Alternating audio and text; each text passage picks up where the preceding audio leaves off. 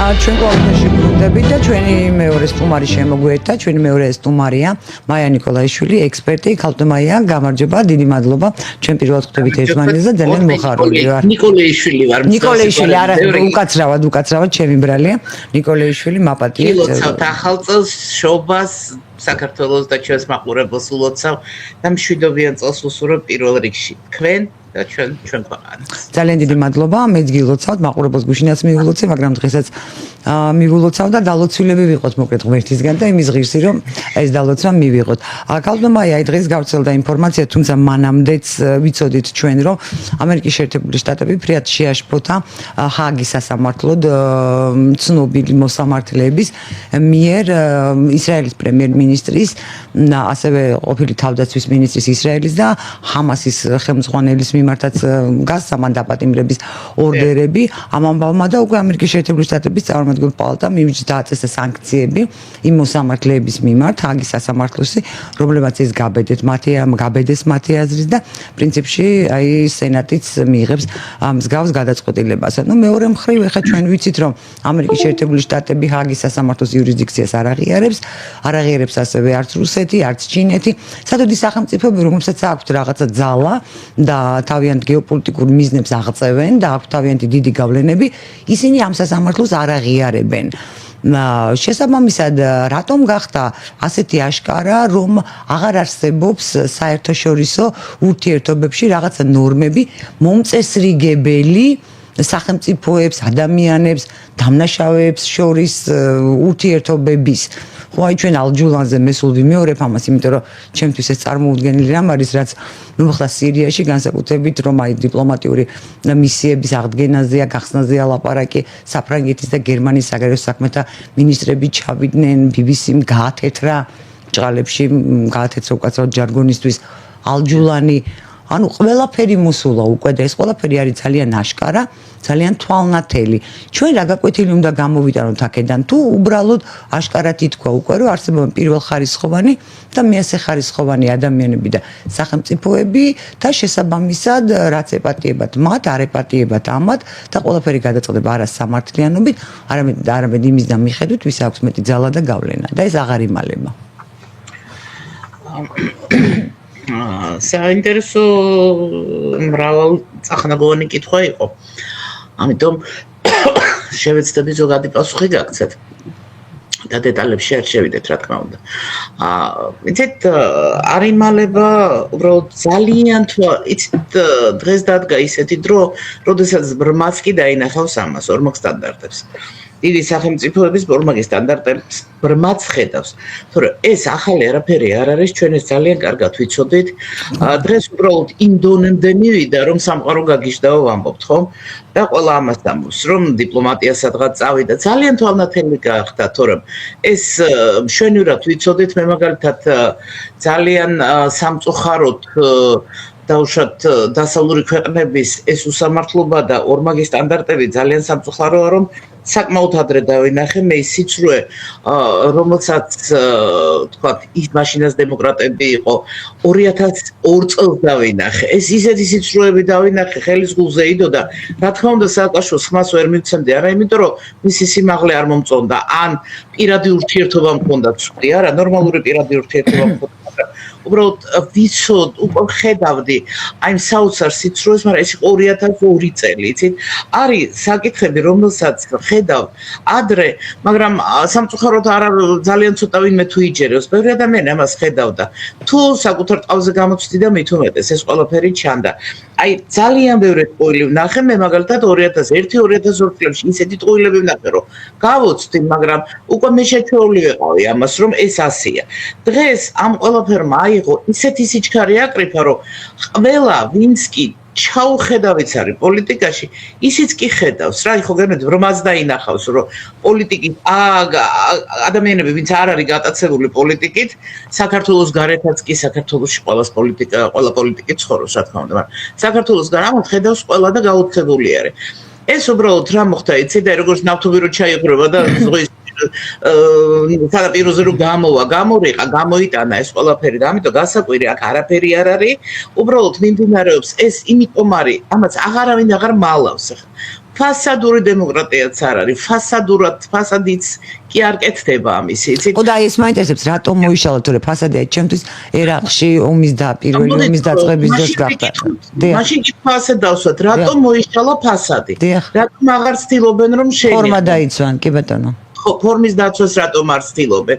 იცით რატომ? უბრალოდ მივიდა მანამდე იყო გარკვეული მოგზაურობა, ასე ვთქვათ, ისტორიაში, მიდიოდა ყველაფერი რაღაც ფორმა შექმნილი იყო, რაღაც წესები თითქოს არსებობდა, მაგრამ დღეს მოხდა რა? უდიდესი შეტაკება, ახლა რომ ამბობ deep state. ეს არის ჩვეულებრივი ჩრდილოვანი მმართველობა. ჩვეულებრივი ჩრდილოვანი მმართველობა სამხედრო, სამრეწველო კაპიტალის. არსებობს სხვადასხვა ჯგუფები, რომლებსაც აქვთ უზარმაზარი თანხა, არსებობს ოჯახები, რომლებიც საუკუნეებია პრაქტიკულად პოლიტიკას მართავენ და ჩრდილოვანი მმართველები არიან. ისინი რა თქმა უნდა ყველა დანიშვნაზე და ადმინისტრირებაზე არ იხარჯებიან, მაგრამ ძირითადი საკითხები ქვეყნის საჭიროებრივ საკითხებს ისინი კარდახობენ ქვეყანას. რომ დაიწყოს ოლიგარქიული მმართველობა, ზუსტად ოლიგარქიული მმართველობა არის, უბრალოდ თვითონ ისინი არ არიან პოლიტიკი, თვითონ არ ჩანან, მათ ყავთ მენეჯერები და გარკვეული დროის შემდეგ მოხდა ფაქტიურად მენეჯერები და რობოტები რომ შეუტევენ, ხო იცით ადამიანებს ახლობით ესეთი რაღაც. შეიქმნა მენეჯერების კასტა, რომლებმაც ასევე მოიპოვეს დიდი თანხები და მათაც გაუჩნდათ ძალიან დიდი გავლენები. ეს იყო კლინტონების, ობამას და ასე შემდეგ. ფაქტიურად მენეჯერები გამოვიდნენ, იქცნენ უკვე მმართველებად, რეალურ მმართველებად. როცა სინამდვილეში უნდა იყოს ისე, რომ ისინი არიან კი არჩეულები ვითომ, მაგრამ ჩვენ ახლა თუ კარგად დაუკვირდებით. ჩვენ რა არის, ჩვენ იდეალიზებისკენ ვართ მიდრეკილები, ამ წუთას ქართველებზე ვამბობ. იდეალიზებისკენ ვართ მიდრეკილები და რატომღაც გვინდა რომ აი სადღაც იქ არის 64, იქ გადასარევია ჩვენთან ცუდია. და აი თუ კარგად ჩავხედავდეთ ამერიკის საარჩევნო სისტემას, ეს მე მაგალითად აი ვერაფრით ვერ ვიღებ 21 საუკუნეში როგორ შეიძლება ასეთი საარჩევნო სისტემა არსებობდეს და დემოკრატიას არქმევდე და ხალხის არჩეულს არქმევდე. ვერ წარმომიდგენია, იცით? მაგრამ ამაზე ნაკლები საუბარია. ამ საარჩევნო სისტემას უბრალოდ საშუალო სტატისტიკურმა ქართველმა რომ იცოდეს საარჩევნო სისტემა ამერიკული იტყოდა, "ოი, ღმერთო ჩემო, მე ვიცი როგორიც არის ძალიან უცნაური სისტემაა, კი ბატონო, ძალიან.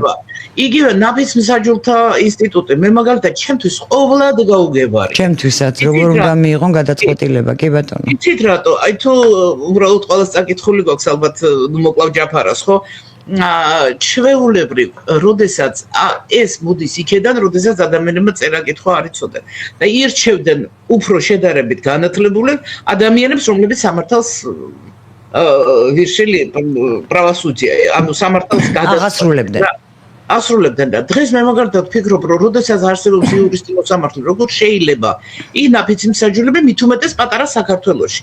მაგრამ მე ისიც ვიცი, ვისი იდეა ფიქსი იყო, ვინ მოიტანა ეს და რის ფასად. ეს იყო ბოკერია რამიშვილის იდეა ფიქსი. ძალიან დიდი ხნის განმავლობაში და მათ მიაღწიეს ამას და გააკეთეს ეს და ეხლა რა არის ჩვენ თუ ჩაუკვირდებით და მივხვდებით იმას, რომ იქიდან გადმოტანილი ყველაფერი კარგი არ არის და პირიქით შეიძლება ჩვენ ბევრად პროგრესული ვიყოთ. თქვათ გერმანულ სამართალზე ვიდექით და ამერიკულზე გადავდივართ, ეს აუცილებლად არის. ჩვენ ნახევრად ამერიკული სამართლის ელემენტები გვაქვს, იცით, რომელიც ძალიან ცუდია და არ არის ობიექტური და ამ დროს გერმანული სამართალი ქონდეს, ავსტრო-უნგრულ გერმანული, ხო? და გადადიოდა იქეთ. აი ჩვენ რა არის, ჩვენ ვიღებთ ამ ყველაფერს და ვთვლით რომ ის იდეალურია.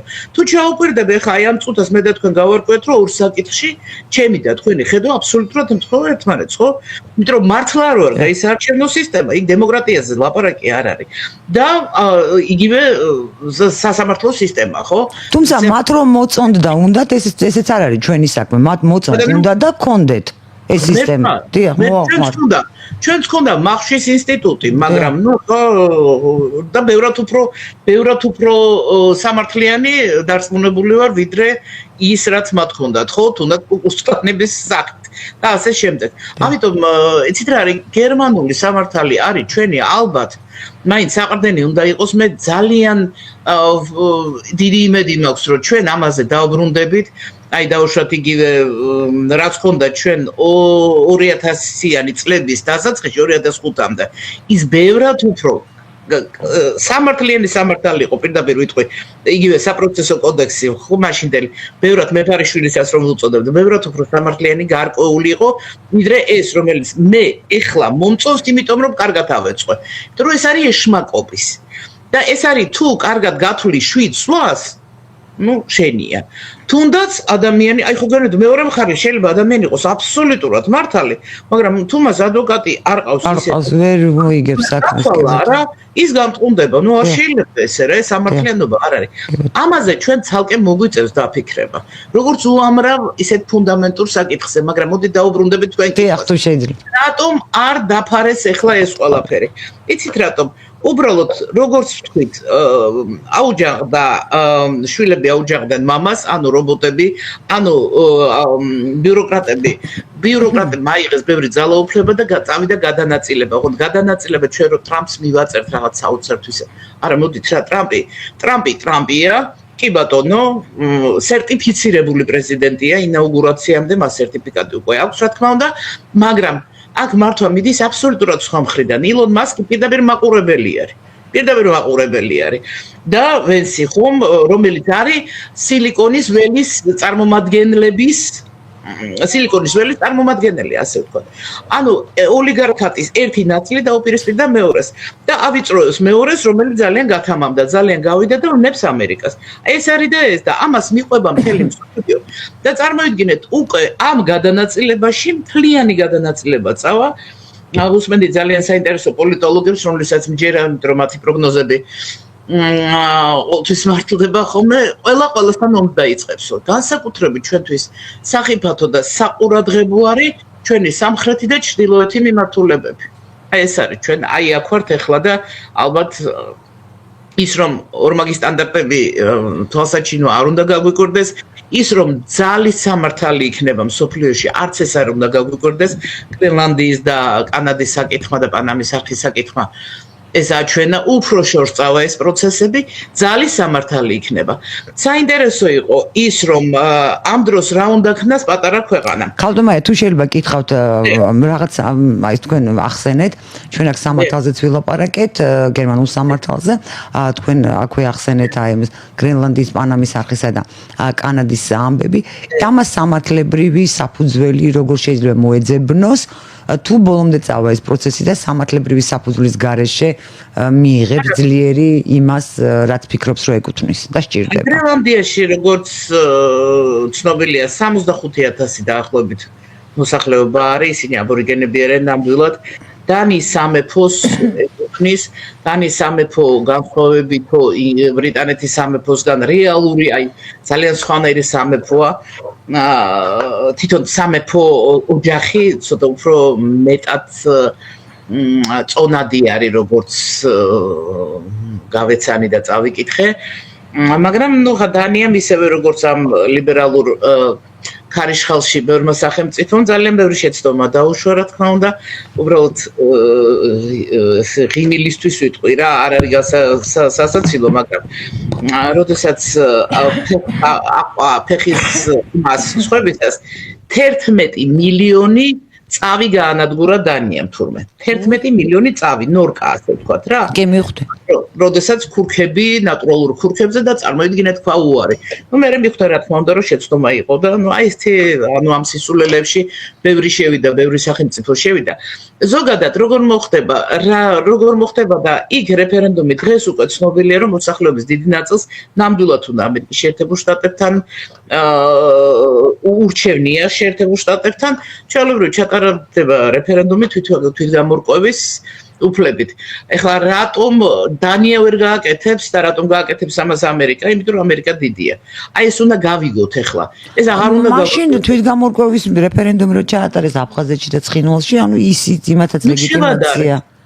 ანალოგები არ გვინდა რა, ანალოგებს ნუ გავაკეთებთ. იმიტომ რომ მორჩა ის სამართალზე აგებული სოფლიო მორჩა დამთავრდა. ეხლა დაახლოებით აი სხვადასხვა თუ უსმენდით პუტინმა თქვა ყველაზე ადრე რომ დაახლოებით 10-15 წელია იქნება ურთულესი ომების წელი იქნება, არ იქნება სიმშვიდეო. ჩვენ კი გავიმართ, ისინი კი უკრაინის საკითხს მოაგვარებენ, მაგრამ ზოგადად სოფლიოში არ იქნება სიმშვიდე.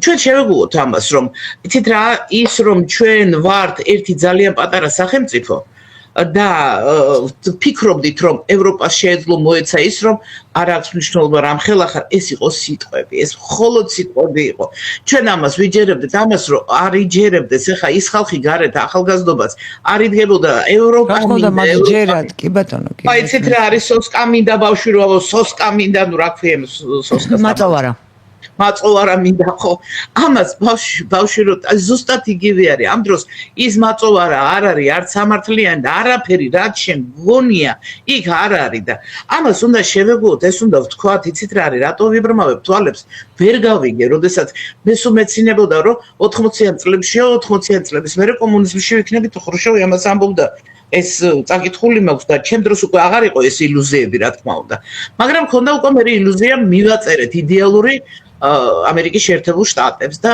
ბოლოს ამერიკის ხმას უსმენთ და რაღაცა. ჩვენ რატომღაც იცით აი ძალიან ინფანტილურად მიდრეკილები ვართ რომ სადღაც დედამიწაზე ვეძებოთ რაღაც 64. დედამიწაზე 64 არ არსებობს. არც ევროკავშირი და არც ერთი კავშირი, არც საბჭოთა კავშირი, არც ევროკავშირი, არც ერთი კავშირი 64 არ არის. და 64 გვინდა იმიტომ რომ აი იქ ბევრი ფული გვექნება და იმ ბევრი კარგად ვიცხოვრებთ, კი ბატონო. ბევრი შრომა უნდა იცით. ჩვენ 30 წელია ეს ამოვარდნილია, როდესაც საფეხურები და ზრდა არის ამოვარდნილი და როცა შეიძლება უცებ ადამიანი დაინიშნოს რაღაც საპასუხისმგებლო თანამდებობაზე, რომ მას არ ქონდეს გამოცდილება იმ დარგში. ეს როდესაც ჩვენ დაუშვეთ, მოდით რა ეს დაგვაშვებინეს, იმიტომ რომ გაგვაშვა ხელიდან პროფესიონალიზმი და ერთგულება ყოფილიყო უფრო მნიშვნელოვანი ვიდრე პროფესიონალიზმი. ეს ჩვენ მოგვახვიეთ თავს. ზუსტად სააკაშვილის დროს ერთ მინისტრად ინიშნებოდა, მერე მეორე დარგის მინისტრად, მესამეს მინისტრად და პოლიტიკური თანამდებობის პირია. მოდით რა დარგს უნდა ხელმძღვანელობდეს დარგის სპეციალისტი რა. არ შეიძლება მოადგილებიც იმედზე იყოს და არიქა ჭკვიანი მოადგილები უნდა ყავდეს და ის პოლიტიკური ფიგურა იყოს. მოდით რა აი ამ სისულელებს მოვეშვათ ამ დემოკრატიობანა თავის მოტყუებას მოვეშვათ. არ არსებობს და ეს ბრმამაც დაინახა დღეს და ეხა ვინ სულელია და კიდე აგრძელებს იმას რომ 64-ში მინდა ევროპაშიო. ნუ სულელია ეხა და ალბათ 10 წლის მერე ისიც მიხვდება, როდესაც არის ადამიანები, რომლებსაც სანამ ფიზიკურად არ მოხდება, ისევ ერიგებს და ფიზიკურად მოხდება ღმერთმა დაიფაროს, თუ ქვეყნის მართვა წავიდა, სადავები წავიდა და საფრთხე პატარა ქვეყნების ასეთ სიტუაციაში, როცა თამაშის ასეთი წესი ინერგება და შემოვიდა პატარა ქვეყნების საფრთხე და რა თქმა უნდა საქართველოსთვის წინაშე არსებული საფრთხე აი ამ მოწმულობით. საფრთხეები არის, ძალიან დიდი საფრთხეები არის, საფრთხეები დაწყებული არის, იცით, ჩვენ ეხლა დავინახეთ და მე ხედავ ხოლმე სოციალურ ქსელში ვიყურებ, რომ აი ჩვენ ეხლა სერიოზული გონიერება გვმართებს. ბიძინა ივანიშვილი რომ გადადგა 2020 წელს, მერე შარლ მიშელია და რო დაიწყო, ეს გახარიას გადადგომა, მელიას დაჭერა და მთელი ულტიმატუმი, ანუ მესამეთ ოცნების მესამეთ მოსვლა, ასე ვთქვათ რა. არჩევნების გზით. აი მაშინ მე ძალიან კარგად მახსოვს რომ პირდაპირ მეუბნოდა რომ მესამეთ ლეგიტიმაციას არ მიცემენო ოცნებას. რატო თუ გაიმარჯვა მეთქი? აი რომც გაიმარჯვოს სუფთად მაინც არ მიცემენო. რატო მეთქი? იმიტომ მესამეთ არისო. და საწერია, არსად არ წერია. ნუ ასე იყო გათვლილი მესამე ოცნების მესამე გამარჯვებამდე. და მეოთხეზე ხო საერთოდ ხედავთ ეხლა როგორ ის არის რომ არა თავიდან უნდა დაინიშნოს. დაინიშნოს რატო? იმიტომ რომ მე მოვიგო რა. ჩვენ და მოვიდეთ. როგორ არ ვიცი, მაგრამ ჩვენ და მოვიდეთ. აი იცით რა, 2020 წელს ზუსტად მაშინ ბიძინა ივანიშვილის გადადგომა პრემიერობიდან და მთელი მისი ქონების გადაცემა ქართულ ფონდისთვის, ნუ რაღაც მცირე ნაწილი დაიტოვა, ნუ მცირე მის ქონებას მასშტაბებიდან გამომდინარე.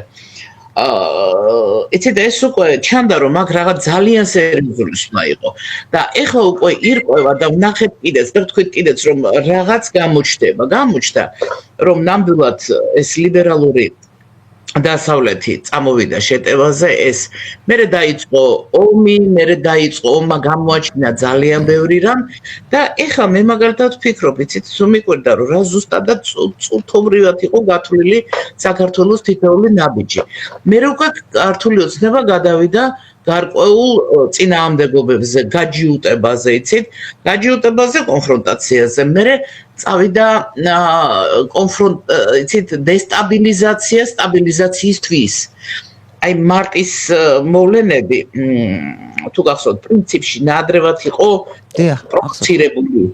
თითქოს სწორად რომ გამოიყვან, თქვა გაზაფხულამდე რომ გამოიყვანო დათვი მძინარე დათვი და აი ნახო ერთი რა შეუძლია. ბოლომდე ძალა არ აქვს, მაგრამ რაღაცა პოზირებს ჩამოვა. ეს იყო აი დესტაბილიზაცია სტაბილიზაციისთვის. იქ თითქოს მათ გამოაჩინეს რაზე იყვნენ წამსვლელები. ეხლაც ჩემი აზრით 28 წლამდე გადაწევა ესეც გარკვეული პროვოცირება იყო, იმიტომ რომ მოვლენები დაჩქარებული იყო გარკვეულად და მუხტი არ მიყოლოდა ბოლომდე. რაღაც შეცდომას მან ხედავ მართალია ამ რას გულისხმობ შეცდომაში? იცით თუ მარტის პერიოდში ამან ძალიან კარგად იმუშავა.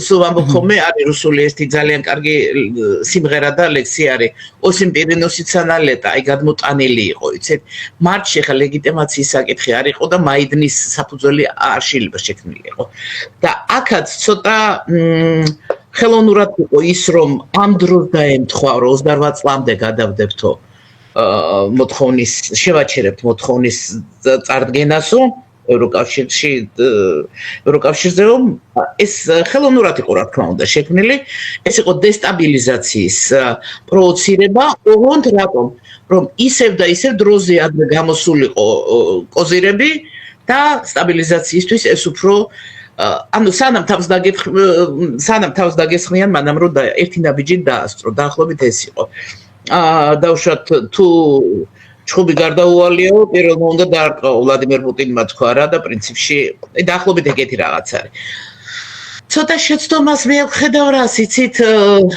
ეს ნერვებზე გადადის თითქოს მთელი საკარნავალო სოციუმი შეიქმნა იცით საკარნავალო სოციუმი პრაქტიკულად ჩვენ ამას ვხედავთ და გამოდის მართალია ის ვერ მოქმედებს მას არ აქვს მოქმედების უნარი ან რაიმე ისეთი კი ნელ-ნელა იჩუტება და კარგავს ენერგიას მაგრამ საზოგადოება მას დიდი დარტყმა მიიღო იცით ძალიან დიდი დარტყმა ის ვინც თქვათ არ არის აი ამ ქუჩის პოლიტიკოსი ქუჩის აქციების მომხრე ხო იმათ მას დიდი დარტყმა მე მაგალითად ამ შემთხვევაში შეიძლება როგორც ქალს უბრალოდ მაქვს გარკვეული თანაგრძნობის ის და არ მიმაჩნდა სწორად არ მიმაჩნია სწორად ძალოვანების თმენა არ შეიძლება ძალოვანი ითმენდეს დიდხანს. ეს ფსიქოტიპიდან გამომდინარე, აქ მომუშავე ადამიანის ფსიქოტიპიდან გამომდინარე, მათთვის არ შეიძლება დიდი ხნის თმენა, იმიტომ რომ ის სადღაც ამოხდება. შეიძლება ოჯახურ ძალადობაში, ან ქუჩაში, ან სადღაცა და სადღაც ვერ შეიკავებს თავს. ფსიქოტიპია ასეთი პოლიციელის. აი ეს ორი მომენტი, უბრალოდ საზოგადოება ძალიან დაიტვირთა ფსიქოლოგიურად. მაგრამ რაღაცა ხო არ დავხოცავთ, ხო არ გავასახლებთ, ეს ხალხი ხო ჩვენი საზოგადოების ნაწილია, მოგწონს თუ არ მოგწონს ჩვენ მათი ქცევა. მაგრამ მოდით ახლა ჩვენ საუბრობდით ზუსტად იმაზე, რატომ არის ეს ყველაფერი დემოკრატია, რატო არის ესე დეფორმირებული მსოფლიოში, ხო? მაშინ ეს ადამიანები, რომლებიც დემოკრატიას ეტრფიან და მუხლებზე უდგებიან და კერპათ აქციეს, თუ საქართველოში წმინდა გიორგის კულტი იყო და ეს ცნობილი იყო, ეხლა ევროპის კულტი გახდა რა, რაღაც წმინდა გიორგის კულტი ჩაანაცვლა ღმერთობა პატიერას ვამბობ, მაგრამ ლამის აქცია არის თქო, ხო? მაშინ წმინდა გიორგის კულტიც არ ვარგა ქრისტიანულად. ბატონო, ქრისტიანულად წმინდა გიორგის კულტიც არ ვარგა, კი ბატონო. არა ქრისტიანულია, ეჭვი წარმართული კუდია ასე ვთქვათ, მაგრამ იცით ამ ადამიანებს რომლებიც კულტი შექმნეს ევროპისგან და ილუზორული ევროპისგან და ევროკავშირისგან და ევროპისგანაც კულტი შექმნეს მათ ხო უნდა იცოდე რომ პირველი მაშინ რაც იმ მათ ილუზორულ ფანტაზიაში პირველი რაც არის ეს არის დემოკრატია და დემოკრატია არის უმრავლესობის ხალხის მმართველობა ხო და უმრავლესობის გადაწყვეტილებას უნდა ემორჩილებოდეს ის მოსწონს თუ არ მოსწონს და ქუჩა არ უნდა ირბინოს ქუჩა რა ფარა მაგრამ აქ არის ერთი საინტერესო მომენტი იცით ქუჩაში რატომ დაყავთ მის პატრონებს აი თუნდაც ახლა როცა მილეულია ეს მუხტი თითქოს არაფერი არ არის და მე ხა შეურაცხყოფისთვის კი არიან ღირსები ბევრი მათგანი ღირსია მაგრამ ზოგადად შეურაცხყოფის გამო არ ვამბობ. ფარის სინდრომი არის, ხო ეს? ანუ იგივე ბრბოს სინდრომი და ასე შემდეგ. ბრბო, ფარა და ასე შემდეგ. და ეს კანონები მოქმედებს. მაგრამ ჩვენ რომ ვამბობთ საკრალური მსხვერპლი. ბევრნაირი ახსნა არის ხოლმე ამის და ყველაზე სწორი ჩემი აზრით ახსნა აქვს სიმეონ ურალოვს, რომელმაც უკრაინაში იმუშავა სწორედ ამ საკითხებზე, პოლიტექნოლოგიებზე და ახლა ვუსმენდი მის ერთ-ერთ მას და ამბობდა ზუსტად საქართველოზე იყო საუბარი. ეს იმისთვის არის აუცილებელია, რომ რაღაც მომენტშიო საკრალური მსხვერპლი, დანასისხლიან რაღაც. არა, ფარა რო გარდაიქმნას ხროვათო. ნახეთ რუსულად უფრო კარგად ჟღერ, чтобы стадо превратилось в стаю. Стая ეს არის მგლების ხროვა, რომლებიც უკვე მიდიან და იბრძვიან. და ფარა უნდა შეინარჩუნო გარკვეული პერიოდი, ონდის არაფერს არ აშავებს. ის წავა ეს დადგება ბირჟაა ფაქტიურად რუსთაველზე, ხო? ეს არის ტიპიური ბირჟა, რომელიც თბილისისთვის და საქართველოსთვის საკმაოდ ისეთი ცნობილი უნებრივია. ბირჟის ფენომენი. ეხლა არის ჩვეულებრივ რუსთაველზე არის ბირჟა განათებულ რუსთაველზე ნაძვის ხესთან. ანუ სოციუმი არის ფარის მდგომარეობაში, ცხოვრების ფარის მდგომარეობაში. მოდიან და ნუ ახლა ვერც ვერაფერს ვერ აფუჭებენ და უბრალოდ არიან, იკრიბებიან და ერთად არიან და თბილად არიან, ერთმანეთს ათბობენ. მორალურად პირველ რიგში. მაგრამ აი ის რომ გადავიდეს ხროვის, ანუ მგლების ხროვა, ვთქვათ რომ გასაგები, აქ არის რა თქმა უნდა სისხლის საჭირო, სისხლსა ხროვა რეაგირებს, ხო? და მაშინ მიდის ის, აი ეს არის და ეს ელემენტი აკლია ამ ყველაფერს და მილევადი არის და მე მგონი ჩვენ ხედავთ ფერადი რევოლუციების ჩაქრობის აბსოლუტურად ახალ ტექნოლოგიას, რომელიც მსგავსი არ მომხდარა. ვიცით რომ პირველი ფერადი რევოლუცია 1917 წელს ლენინის ტროცკი და ლენინის იყო, მათი საავტორო უფლება არის აქ და ესენი ჩვეულებრივ აგრძელებენ ამას, ხო ჩვეულებრივი ეს მომენტი მიდის. მაგრამ მე მგონი ჩვენ ჩაქრობის აი პირველ არაძალადობრივ მცდელობას ვუყურებთ. ღმერთმა ქნას რომ ეს რეზონანსში არ მოვიდეს გარემოვლენებთან, სადაც სახიფათო იქნება ასმაგად, იმიტომ რომ შიგნით როდესაც ყავს ამდენი დესტაბილიზაციის მსურველი და ქვეყნის არევის, იმის ტვინი არა აქვს, რომ ეს საქართველოს ურყავს, ხო? თავის ილუზიაშია. იას კიდე დემოკრატია ეს იზმრება, კიდე გონია რომ დემოკრატია მართალია და რომ ეს არსებობს. რო არ არსებობს, უკვე მე მგონი ადამიანების უმრავლესობა უკვე კარგად გაიგო. მათ ისევ გონიათ, მათ ისევ გონიათ, ისევ მოსწონთ, მაგრამ თავიანთ ქარით წისქვილებს ებრძვიან და სინამდვილეში სხვა რაღაც ხდება მათ თავს, მაგრამ კი, ჩვენი საზოგადოებაა და მე უბრალოდ არ ვიცი როგორ გამოვა ამხელა მსხრევების ფასად მოუწევთ მათ აქედან გამოსვლა. ამხელა სირთულე გველის ისევ ჩვენ ქართულ საზოგადოებას. რა თქმა უნდა. ქალბატონო, ძალიან დიდი მადლობა, იმედი ვიქონიოთ რომ ფარად დარჩებით და არ ვიქცევით. ჩვენ არა, ეს ისინი გარკვეულ არიან. მე მესმის, მაგრამ მე მაინც არ ყოფ ხოლმე, იმიტომ რომ ჩვენ ერთი ეთერული სხეული ვართ, ერთი არა, მე არ მივაკუთვნებ თავს. კი ბატონო, მაშინ რომ დაჩებიან. ხო, იმიტომ რომ ისინი თუ ხრovat იქცნენ, ჩვენი საქმეც ვერ იქნება კარგად და მე ამიტომ ამბობ, თუმცა თქვენი ნება რა თქმა უნდა. უმრავლესობა უკბილო არ არის რა, ისინი თუ ხრovat იქცევიან, უკბილო არ არის უმრავლესობა და სახელმწიფო არსებობს. მესმის, მე სხვა პლასტიდან ვამბობ, კი ბატონო, ამაზე არ ვიდაბოთ, არაფერია, კი ბატონო, ისინი ფარად დარჩებიან და არ გადაიქცევიან ხრovat, არ არის პრობლემა და ჩვენ შევძლებთ ერთმანეთთან დალაპარაკებას და ყოველ შემთხვევაში აი ამ რთული პერიოდის ისე გავლას, რომ ძლიერი რყევები და საბედისწერო რყევები არ გამოვიწვიოთ. ჩვენ მეორე სტუმარი გახდათ ქალბატონი მაია ნიკოლაიშვილი. ძალიან დიდი მადლობა, ქალბატონი მაია. ძალიან დიდი მადლობა თქვენ, ბუნებრივია. ჩვენ ვემშვიდობებით ერთმანეთს და შევხვდებით მომავალ ხუთშაბათს 14 საათზე და 10 წუთზე ზუსტად ამ ადგილას. ნახვამდის.